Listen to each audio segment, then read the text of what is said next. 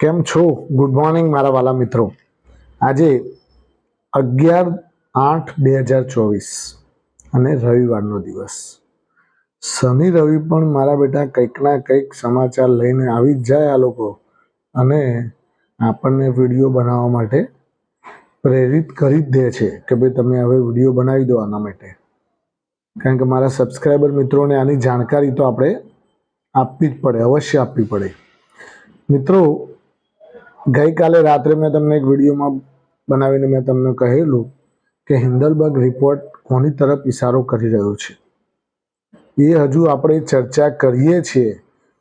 એ ચર્ચા કરતા અડધો કલાક આપણે વિડીયોને મૂક્યા પછી અડધો કલાક પછી તરત જ રિપોર્ટ આવી ગયો. હિન્ડલબર્ગે સીધો આરોપ કોની ઉપર લગાવ્યો? જે પણ અદાણીના ઉપર જે કેસ ચાલતો હતો, જે આ લોકોએ શું કર્યું હતું કે ભાઈ પહેલાં અદાણી ઉપર 2023માં જાન્યુઆરીમાં હિન્ડલબર્ગે રિપોર્ટ કાઢ્યો અદાણી ઉપર. એટલે અદાણીના શેર ત્યારે ધડમ દઈને બધા તૂટવા માંડ્યા. તૂટવા તો કેવા માંડ્યા પાછા 20%, 25%, 30% એક જ દાડામાં ધડમ. અને એ વખતે સેબીએ અને પછી આપણી રેગ્યુલેટરીએ આના માટે સુપ્રીમ કોર્ટે આના માટે ખાસ સેબીને જાણકારી આપી કે ભાઈ તમે એક્ઝેક્ટ શું છે અદાણીનું એની માહિતી અમને પૂરી પાડો. એટલે સેબીએ જાંચ કરવાની શરૂ કરી. એની એક 7 જણાની ટીમ બનાવી અને એમણે આખી અદાણીની જાંચ ચાલુ કરી દીધી. અદાણીની જાંચ ચાલુ કરી અને પછી એનો રિપોર્ટ આમને સુપ્રીમ કોર્ટમાં આપવાનો હતો. સુપ્રીમ કોર્ટમાં આનો રિપોર્ટ સેબીએ સોંપ્યો અને કોઈ જાતનું કોઈ ગફલું નથી. આવો રિપોર્ટ અને કોઈ બધા આરોપો પાયા વિહોણા છે એ ટાઈપનો રિપોર્ટ આ લોકોએ બનાવી અને સુપ્રીમ કોર્ટમાં રજૂ કર્યો. એટલે સુપ્રીમ કોર્ટે આને અદાણીને આરોપ વગરના જાહેર કર્યા. પછી શું થયું કે સેબીએ હિન્ડલબર્ગ ઉપર માનહાનિનો કેસ મૂક્યો. સો કોઝ નોટિસ મોકલી અને એની પાસે પણ જવાબ માંગ્યો કે ભાઈ તમે આ રીતે ડાયરેક્ટ અમારે કંઈ તકલીફ નથી અને તમે કેમ આવા રિપોર્ટો કાઢો છો અને આટલું મોટી જે એની સ્ટ્રેન્થ છે એ ઘટાડી દેવાનું કારણ શું? અને એના પછી આજે 18મા મહિને હિન્ડલબર્ગ પાછો એક્ટિવ થયો છે. એણે ગઈકાલે તો પાછું આપણને કહેલું કે something big soon in India, something કંઈક નવું થવા જઈ રહ્યું છે ભારતમાં. અને એની પાછળ ગઈકાલે રાત્રે એની માહિતી પણ આપી કે શું એક્ઝેક્ટ થયું છે. કે સેબીના જે ચેરપર્સન છે માધવીબેન, એ માધવીબેન અને એમના પતિ ધવલભાઈ, પતિનું નામ તો મને એક્ઝેક્ટ ખબર નથી પણ લગભગ ધવલભાઈ કે એવું કંઈક છે, તો એ બંને આની અંદર ઇન્વોલ્વ છે. આવો ગંભીર આરોપ હિન્ડલબર્ગે લગાવ્યો છે. હવે સેબીના ચેરપર્સન ઉપર આરોપ લગાવવો એટલે મોટામાં મોટો દાગ કહેવાય. પૈસાની હેરાફેરી કરવામાં સેબીના ચેરપર્સને જે પણ ઓફલોડિંગ જે ઓફશોર ખાતું હોય એ ઓફશોર ખાતામાં પૈસા ત્યાં જમા કરી અને ત્યાંથી મોરેશિયસના રૂટ દ્વારા શેરોમાં પૈસા લગાવવામાં આવ્યા. અને શેરોને મેનિપ્યુલેટ કરીને ઊંચા લઈ જવામાં આવે. આ વસ્તુ હિન્ડલબર્ગ કહે છે. હવે આ વસ્તુ જે હિન્ડલબર્ગે ચેરપર્સન ઉપર ડાયરેક્ટ જે આરોપ લગાવ્યો અને અદાણીના જે પણ શેર્સ હતા એના ઉપર 100% આની કંઈક આવતીકાલે આની અસર જોવા મળશે.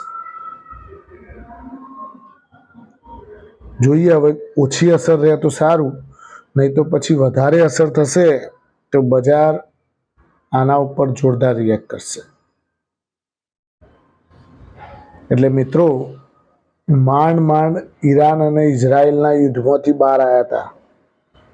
પેલા લોકોએ પછી માંડ કહ્યું કે ભાઈ હવે અમે થોડું અંદર લડીશું, તમને બધાને બહુ કહીએ નહીં, તમને કહીએ છે તો પાછા તમે બજારને તોડી કાઢો છો. એટલે એમાંથી માંડ ઇન્ટરનેશનલ બજારો હવે બહાર આવવાની કોશિશ કરી રહ્યા છે. ત્યારે અત્યારે હાલ પાછો આ રિપોર્ટ આવી ગયો.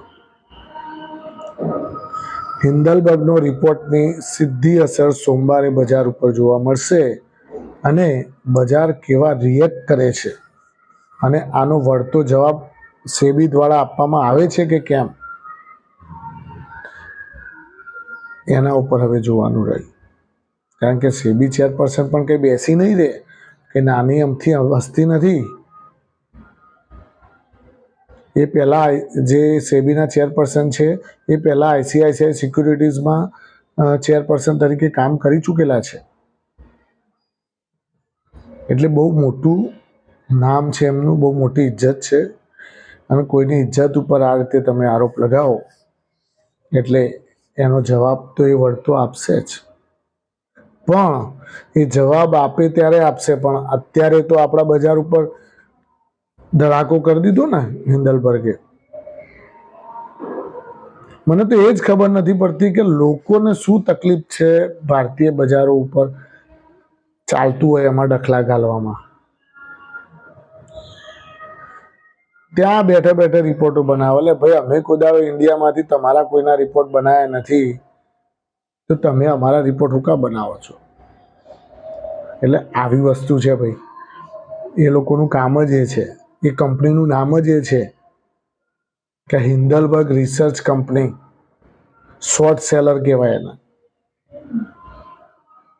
એ આવા રિપોર્ટ કાઢે એટલે તરત જ શોર્ટ સેલિંગ આવે એટલે તરત જ એમાં આ લોકો શું હોય, ટ્રેડિંગ કરતા હોય. એટલે એ કંપની પોતે રજિસ્ટર્ડ કંપની છે અમેરિકાની. અને આવા તો કંઈક લોકોના રિપોર્ટ કાઢી દીધા છે અને બધાના શેરોના 70, 80% તોડાઈ નાખ્યા છે હાઈથી. જેટલો એણે હાઈ બનાવેલો હોય એનાથી 70, 80% ભાવ તોડી કઢાયેલા છે. એટલે મિત્રો, હવે આ બજાર ઉપર કેવી અસર કરે છે એનું આપણે હવે બધા સોમવારે, આજે હું બપોરે તમને એક બીજો વિડીયો બનાવવાનો છું એક મ્યુચ્યુઅલ ફંડ ઉપર, કે મ્યુચ્યુઅલ ફંડમાં એસઆઈપીથી શું ફાયદો થાય. ઘણા એક સબસ્ક્રાઈબર મિત્રોની આ ફરમાઈશ છે કે તમે જરા મ્યુચ્યુઅલ ફંડ ઉપર પણ કંઈક અમને પ્રકાશિત કરો. અને બીજો એક વિડીયો હું મારા સ્પેશિયલ જે મારા મેમ્બર્સ છે એમના માટે પણ એક બનાવવાનો છું. એ હવે આજે બનાવું છું કે પછી નેક્સ્ટ વીકમાં બનાવું છું, એ પણ બનાવીશ ખરો. અને મિત્રો, એમને સ્પેશિયલી હું ટ્રીટ પણ કરીશ. Thank you very much. ખૂબ ખૂબ આભાર મિત્રો. મારા જેટલા પણ સબસ્ક્રાઈબરો છે, કોઈ પણ જાતની ચિંતા કરતા નહીં. આવા રિપોર્ટો તો આયા કરવાના અને બજાર આવા તો રિપોર્ટો પચાવી અને ઉપર હેડતું જ જાય છે. હા, આંચકો આવે, પણ આંચકો આવીને પાછો એનો જવાબ આપે એટલે પાછું ઉપર હેડવા માંડે. એટલે આની બહુ મગજ ઉપર ઇફેક્ટ લેતા નહીં તમે, અને બહુ કુલ માઇન્ડથી ચાલજો. આવા રિપોર્ટો તો આયા કરે. આ તો મારે તમને માહિતગાર કરવા પડે એટલા માટે મારે તમને આ વિડીયો માધ્યમ દ્વારા તમને માહિતગાર કરી રહ્યો છું. બીજું મિત્રો, કે સોમવારે કોઈ પણ જાતનું તમે ટ્રેડિંગથી દૂર રહેજો. કારણ કે સોમવારે ઉથલ પાથલ રહેશે. ઊંચું કરશે, નીચું લઈ જશે, નીચું કરશે, ઊંચું લઈ જશે. અને આપણે આમાં ઘવાઈ ના જઈએ એ જોવાનું પાછા. નકા આપણે પાછા શું થાય, અમુક લોકો પાછા કૂદી પડે લેવા. કે લાવો અને પછી પાછા નીચે આવે એટલે પાછા કે અલે હવે શું કરવું, એટલે થોડું ધ્યાન રાખજો. Thank you very much. ખૂબ ખૂબ આભાર મિત્રો.